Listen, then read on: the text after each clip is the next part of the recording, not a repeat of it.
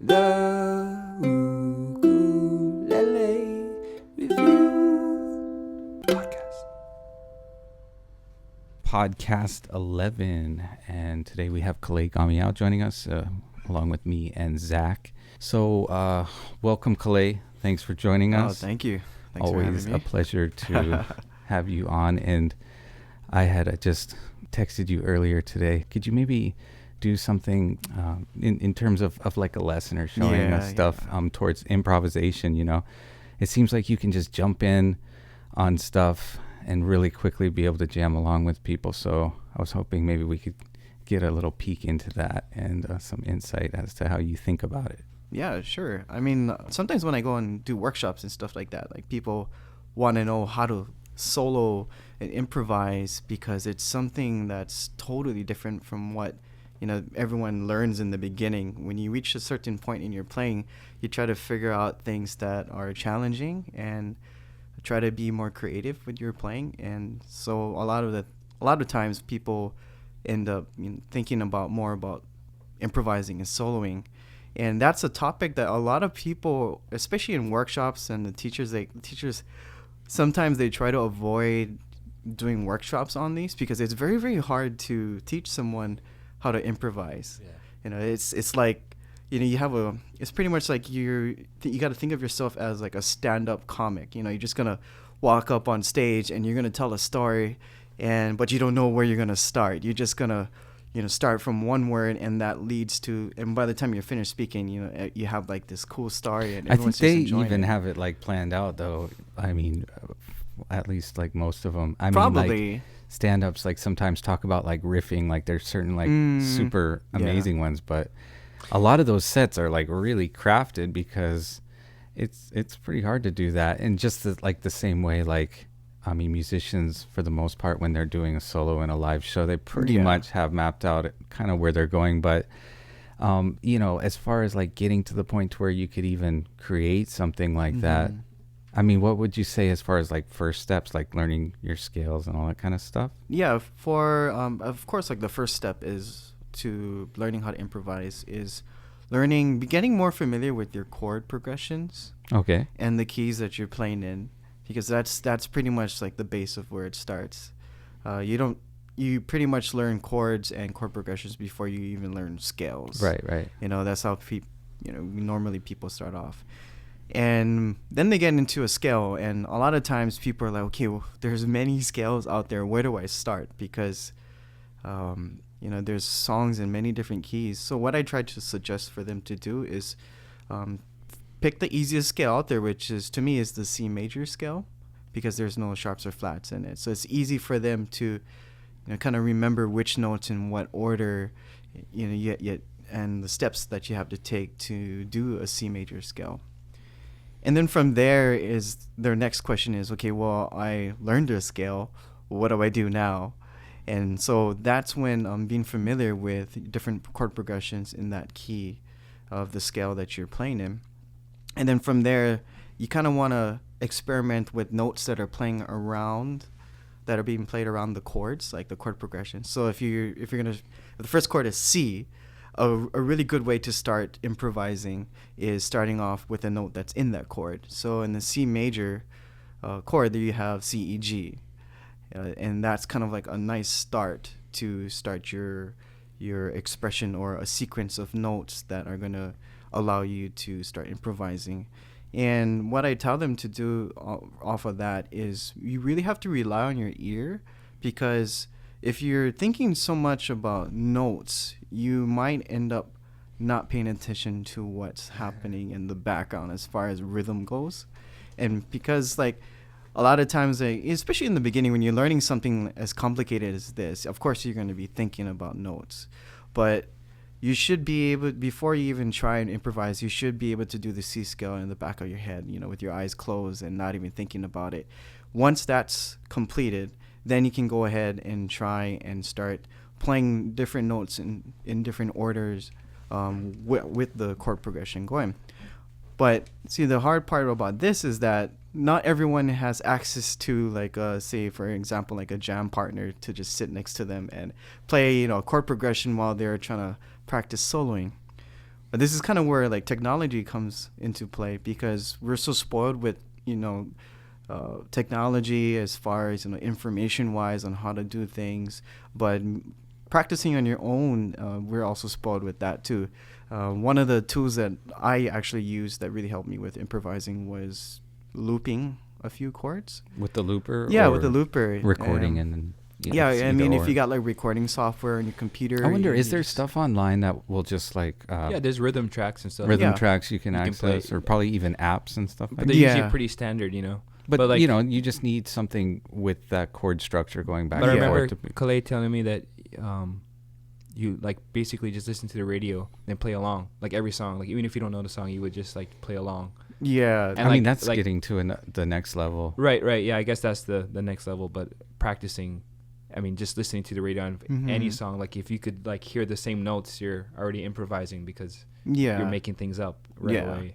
I mean, for a lot of people, like when we learn music, especially in the beginning, we tend to think a lot more rather than listening. Yeah. But most of what, we hear other musicians do as far as improvising. Shoot. We don't have any camera angle now. Oh.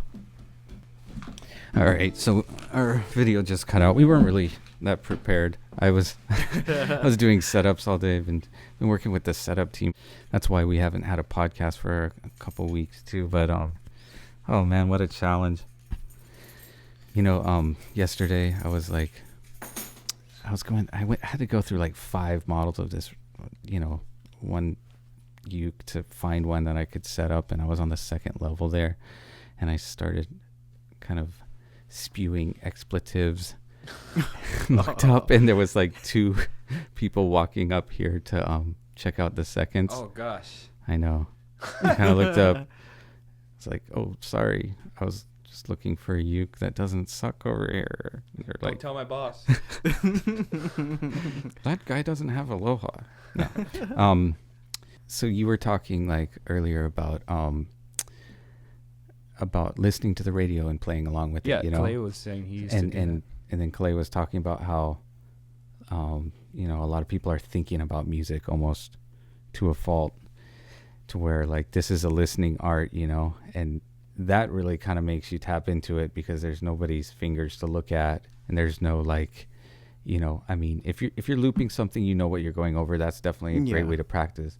But just turning on the radio, when you do that, like, do you look for like the key first? You're like, finding the key, or are you just jumping right in and finding it sliding around as you get there?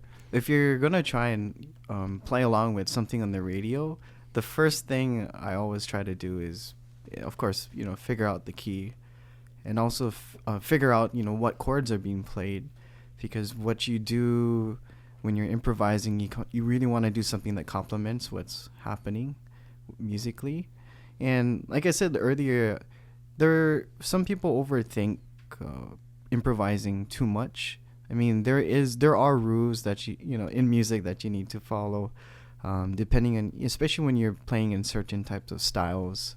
But basically, when I'm playing along with the song on the radio, it's more, I kind of have to be able to feel the music before I start trying anything with my ukulele. Like it's the groove? Yeah, it's kind of like the groove. Like every song has its own personality. And especially when you're dealing with different styles of music. For one thing, it's hard for, say for an example, someone who's not exposed to jazz music, they're not familiar with what jazz sounds like, and then they're gonna try and improvise a jazz song. It's not gonna feel like an actual jazz solo. Or for an example, someone's not familiar with blues or rock or anything else.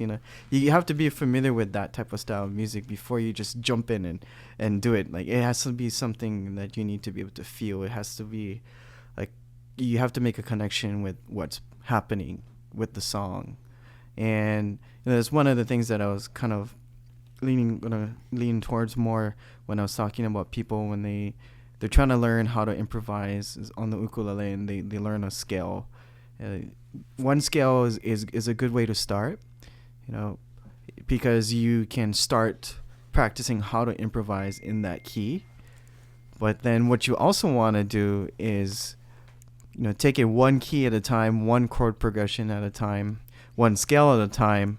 And then once you feel comfortable with playing in that key is when you would move on to a different one, because C major is the easiest one because there's no sharps or flats.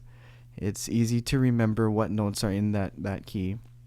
And then from there, that's when you move into something like, you know, like G, because there's only one sharp.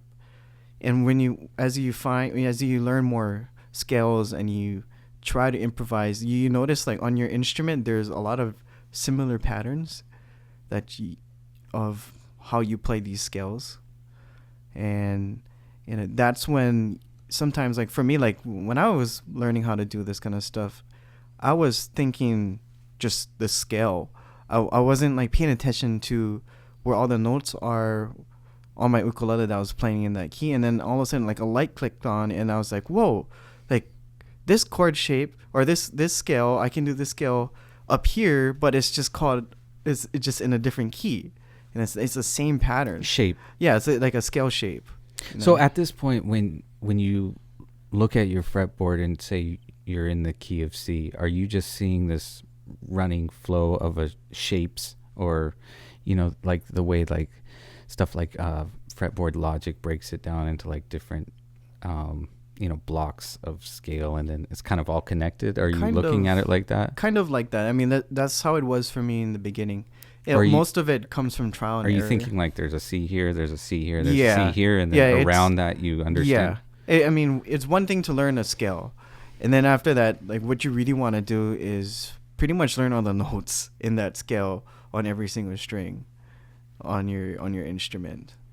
That's when you really can say that, okay, I'm familiar with this key on my instrument. If I'm going to be playing in C, the chord progression is C, F, G.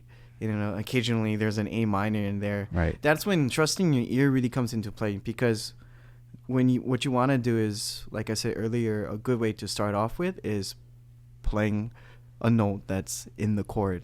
Right. And you know, no matter if it's you're playing C, F, or G7, it's a good way to really train your ear to be able to hear all these different passing notes that lead up to where you really want to be. No matter if you're playing down on the fretboard or up, at least you know where you should be to allow your fingers to play these notes.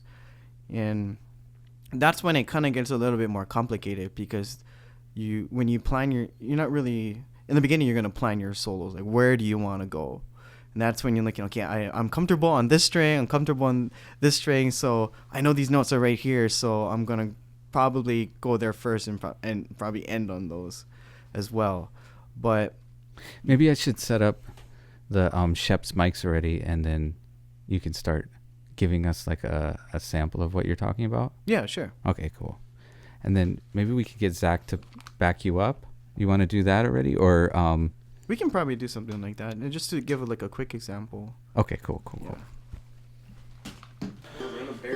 Sometimes I get the question about equipment we use.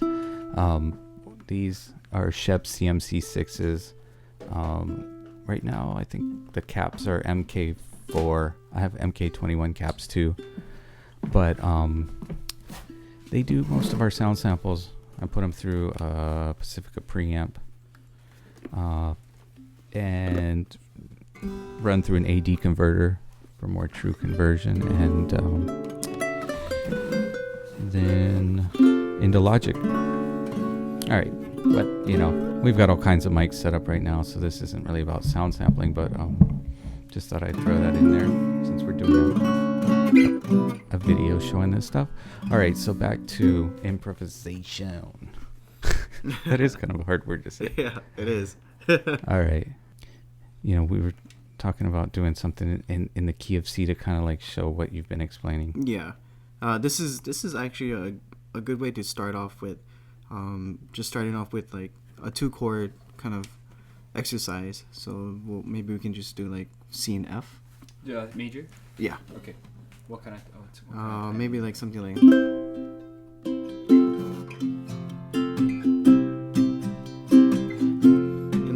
of times, like when you're hearing like what's happening, like what Zach's doing, you hear the chords.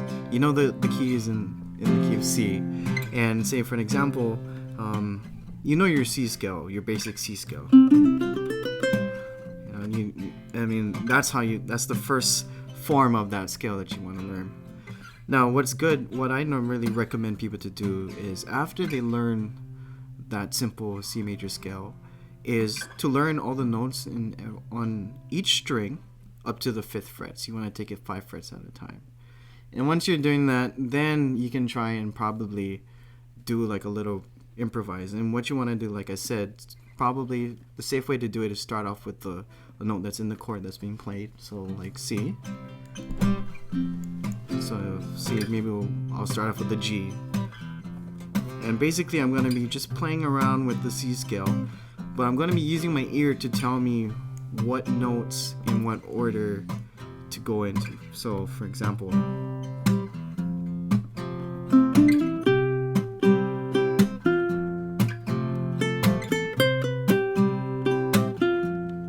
so I'm ending on F and I'm starting on C. C.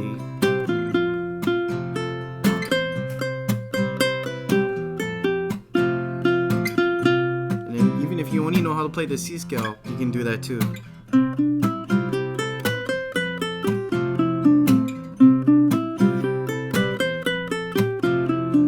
Pretty much what improvising is just playing the notes in different order, but you're still playing the same notes in the same scale.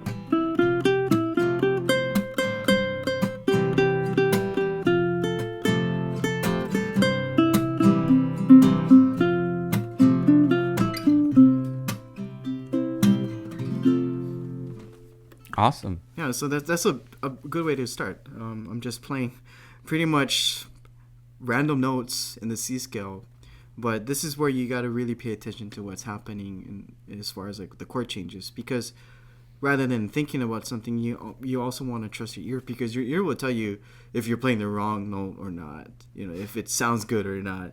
And a lot of people at first are very timid to try and do this, but if you're at home, you have a looper or you have some kind of rhythm track, preferably just a 2-chord track just to start off with, that's a good way to start, because the more chords you add into the progression, then there's a lot more stuff that you have to pay attention to. So why don't you guys do an exercise, and for our customers at home, if you have the chance, as long as you're not listening to this while you're driving to work or something like that, grab your uke out of its case, and why don't you guys like both strum what you were just doing, and then maybe you can jump in for a bar here and there, and then leave some space, and then just give people a good minute that they can rewind and try again and again as they want to just do that. So sure. This is just in the key of C? Key of C. And the only chords that are being played is C major and F major. Cool. Let's do it. Yeah. All right. So 1, 2, 3, and... So all you have to do is just pay attention to the notes that are in the chord. C major has C and G in it. F major has F, A, C.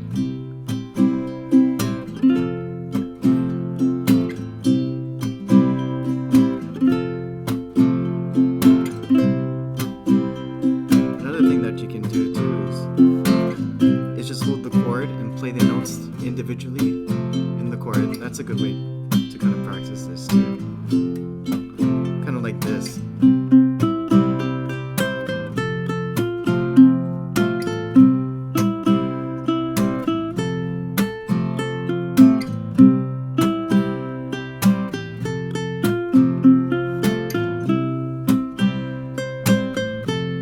And basically when you're picking, you're pretty much playing those notes but not holding the chord. You're just putting your finger on the note that you want to play. And that's pretty much it. That's cool. Yeah. So that still sounds good, It's just what note and what order you play them in is up to you. This is kind of this is my favorite part when it comes to music, is being able to be creative.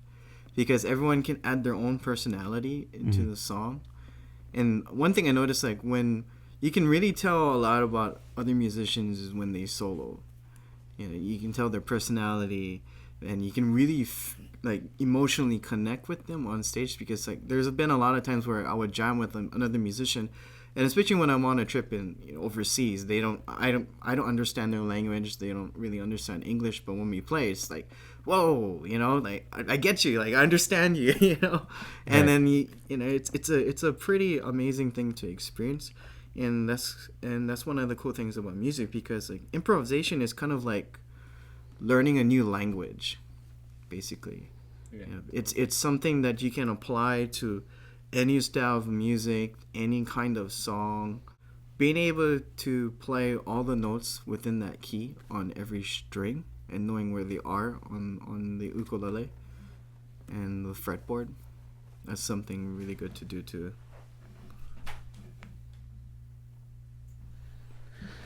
So expand on that. Yeah. So for example, you learn your C scale, and then it's like, okay, I have all these other frets and extras, on every single string, and all these other notes that I can play. How can I play the C scale and being able to play it on different parts of the fretboard, whether it be open string or all the way up to 12th, 15th fret.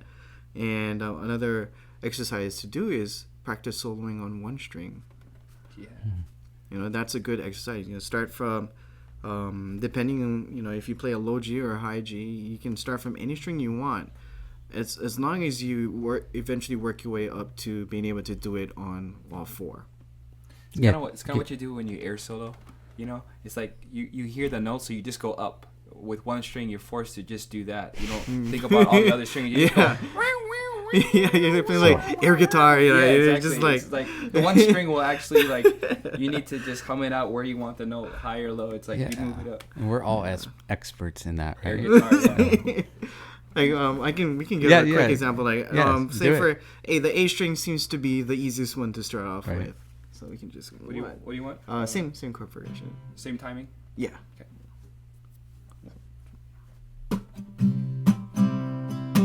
So this is just all on the A string, and I'm gonna pretend that I'm gonna try and focus on just playing the notes in the C scale on the A string from open all the way to as high as my ukulele allows me to.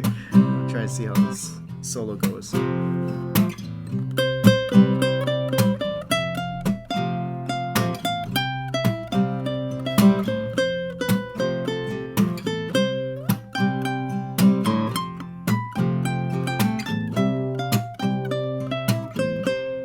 Now just on the E string. Here's the E.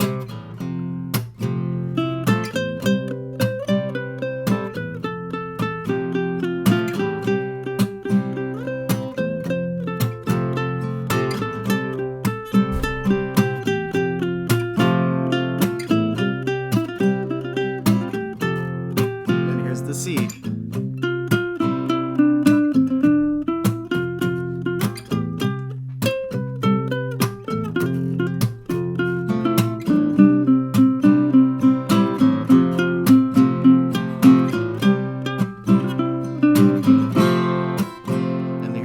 The G.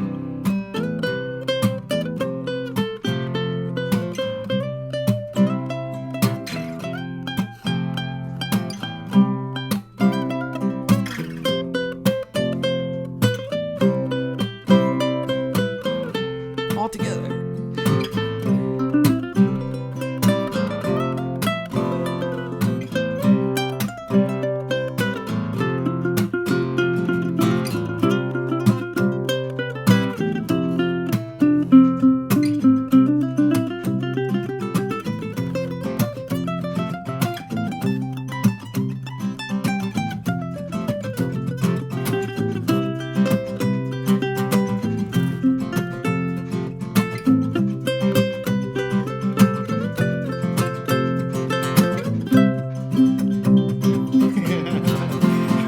See, air guitar got it into. So yeah, it's just Cool. it's just good exercise. It's a nice exercise. And you know the thing where you play like the 3 notes up and then you go back to the second and you play 3 after that. What do they call that exactly? Like a Yeah. Those are good exercises too, huh? Yeah, it's kind of like a scale. So you're just playing a series of. You start from 1, 2, 3, right? And you go from 2, 3, 4, right. 3, 4, 5. You can 4, do 5, 4 6. at a time or whatever, you know. But yeah. It's just kind of like this. You go up 3 and you start from the second note, and you go up 3 and then you go start from the third note. It's just a repetitive kind of little run. Right. So that's pretty much it. And you know, I wasn't really using any kind of techniques. Basically, I was just playing straight notes. And when you add, and then that's when you get it it changes even more. It gets a little bit more complicated because, especially when you have like people who are used to improvising, like they've been doing it for a while, and then they still get stuck because they feel like, okay, well, I got all these cool licks that I can do. What do I do next? And this is more for the people who are a little bit more advanced and they're more experienced with improvising. And I've shared this with some other ukulele players. Is when you get to the point where you do all these bends and slides and pull offs with your left hand, those are to me. I was taught that those are kind of like the bells and whistles. Those are like tricks, all these little tricks that kind of like be like, wow, that's cool. It's like doing a kickflip on a skateboard. But basically what I told them is like, okay, now what you got to do is go back to the basics. Now that you know how to improvise, try and take away all those techniques and be more tasteful with your notes. Yeah. And then they're like, oh wow. And then they forgot that they can actually improvise and solo without doing all these fancy things on their instrument. And then that's when they're like, whoa. And it forces you to pay more attention to your note choices and how to make things sound more musical. And that's when it helped me break a lot of plateaus when it came to improvising and soloing. And then you slowly you practice that for a while, and then you slowly start bringing, like, say for example, okay, well, now the only technique I can do is a slide. And then you start bringing in that, and then you go, okay, now I can do bends, and then you just practice it with only doing bends, and then and so on. You practice it with the only technique you can do with your left hand is pull offs. And then later on, when you introduce everything back into you can do them all when you're improvising, you come up with a whole lot of other stuff that you probably wouldn't have thought you could because now you're paying attention to more detail. Right. You ever sing along while you try different stuff? Like, with at just home. Because like I think that kind of forces you to be musical like that instead of like see how fast you can play or whatever tricks you've picked up along the way kind of thing. Because, like what do you actually have to say that as far as melodic sense? Because it's actually a lot more easier to be expressive with your voice than trying to be expressive with when you're playing an instrument that only has a limited amount of sustain, and when you go, if you're gonna like play notes, like if you're gonna bend a note, if you don't do it right, it's not like you can smoothly just come back down to the correct pitch that you're supposed to be playing, like kind of like your voice, like you can actually kind of go up and down, and then kind of find your pitch right there. You bend up on the uke, then the sustain dies out. And then it's like, oh no, like I don't have enough time. Right. And so that's when like you really gotta pay much more attention to detail, because you have first when you start off, you learn your scales, you learn how to play, all the different scales in different keys, and then you start adding make techniques in them, and then you get to this point where it's like, okay, I can do all this technically, I can improvise, but how do I make it sound different with every single song that I end up having to do that on? And that's when like exposing yourself to different styles comes into play, because if you're gonna be playing, for example, you're jamming with someone and they're playing a traditional Hawaiian song, and it's most likely you can't take a Journey solo on there because it just won't match, even though technically you're playing the right notes in the right key, but that style and the feel just does not go with the song. Then you can't play Hawaiian with like vice versa. Like you can't take a Hawaiian solo while someone's playing a Journey song. It's like, it just doesn't go. And that's really important. A lot of people ask me, it's like, so what do you listen to? Because for the most part, I really love to challenge myself and sit in with people that play a whole variety of different styles, because I'm exposing myself to all these different sounds. And so when I go on solo, I have this different mindset for each song that we do. And so people ask me, so what do you listen to as far as music? I go, well, anything that's not ukulele. Yeah. I really like stuff that's not directly influenced by whatever, style or instrument. Like a lot of the guitar players, I like best cite, horn players as being their main inspiration.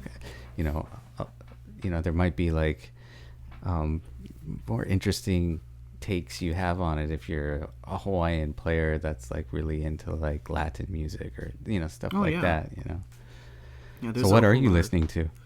What I like to do is just on my phone, I just turn on like Pandora.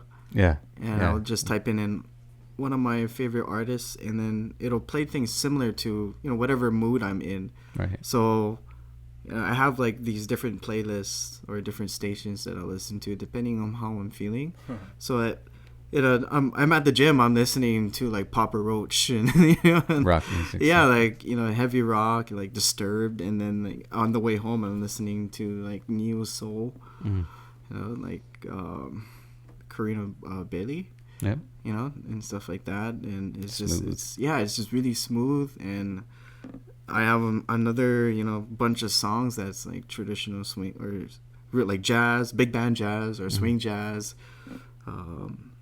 But the thing is, I just don't listen to ukulele music. I'll listen to like an album maybe like a few times, but then when I'm looking for inspiration, I try and find inspiration outside of what the instrument that I'm playing. So that greatly affects how you solo improvise, because you can take things from like a violin player and how their note choices are and apply it to the ukulele, or even listening to like even to bass players, someone like Mark King, where his instrument is pretty much like the main instrument in the band, and you get all these different rhythmic things happening. And I heard a harp player on the computer today that blew me away.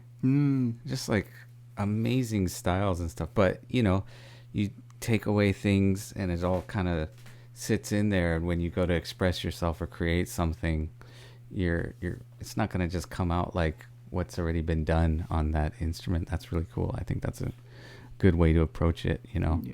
Maybe as you're getting into uke, you want to experience it, you definitely want to buy Kalei's albums and soak them up, the Jake stuff. So a lot of great artists. I bought all of you went Jake's, through that. I bought all of his albums, and when you're I learning, can't wait for his new Nashville one to come out too. Oh yeah, I've been it's gonna be cool. I was hanging out with the Molinas, and they actually got to hear some of Jake's tracks off of the new album. When is Everybody's that? saying it's gonna be soon, cool. right? It's gonna be out soon. I heard they recorded it in like 6 days. That's awesome. Yeah, and there was no not really a game plan. They wrote majority of all the songs. Like, see, that's exactly like improvise record. When you get to that level, you can actually walk into a studio. Yeah. And just everybody's at the caliber that they can put something out that's, in a way, for me at least, like I think I'm gonna like it better than almost something that's overthought and overproduced or whatever. You end up recording your it's raw thoughts. and real, and it's not planned out anymore. It's exciting. It is, but it's within on a time crunch. So therefore, it's more real because it's like so fresh. You know, you don't cut it up and dissect it and analyze it. It's just it comes out. Well, there's a lot of things that like magic happens. Like, right. They're all listening to each other. Yeah, and that's taking the thing where it's going. You know, like paying attention to what's happening around you and what everyone else is doing. Like you tend to like find yourself doing things and playing things that you thought you never would be able. Actually, not you ever. Like you know, that's how Voodoo Child was just like an impromptu take, you know, and it even goes into like a key change later in the solo and stuff, and it was just this. I mean, you know, it was like the structure of the song was rough, but what happened in the studio is what happens. You know, that's the magic. You know. No, definitely. Everybody tuned into each other and listening, and you know, at that level, but you know, for people listening, this is an easy step into that realm, what Kalei just showed. One of the things that can greatly change how you solo is your mindset of what type of instrument you want to play like. For me, one of the things that really gets me to kind of think outside of the box is kind of think about like if you're playing the ukulele, but your mindset is kind of like as a drummer, because drummers, they have all these sick rhythmic fills, and you can do that musically. You know, if they're doing like 1 2 3 1 2 3 1 2 3, you can go. You know, as long as it fits within the tempo and the time signature, and you know, when you think about like beats, like you can even practice something like this. Like you just mute your ukulele and you just go. And then when you solo, it's like, you know, and you know, there's all these kind of things, and it, the rhythm can really add to your playing, because the more you play in between the counts, like you really find this groove, and once you see like, you know, everyone around you start bobbing their heads, and it's like, okay, you know, you found the right spot in that song and in that style of music. And that's one thing that I can maybe like a drum machine or an app, or you know, stuff online too can help you get into that more, because you can emulate the different bass drum and snare hits and stuff like that, and then eventually like you can just pick it up and kind of go at it like you're doing it now too. I was thinking, that's cool. All right, so thank you so much, Kalei, for coming down and sharing some of that with us, and we'll definitely ask you back again to share more musical ideas. Maybe you guys can give us a little outro. Yeah, sure. Thanks so much, guys, for tuning in. We'll try to see you next week and every following week for this Ukulele Review podcast. Mahalo.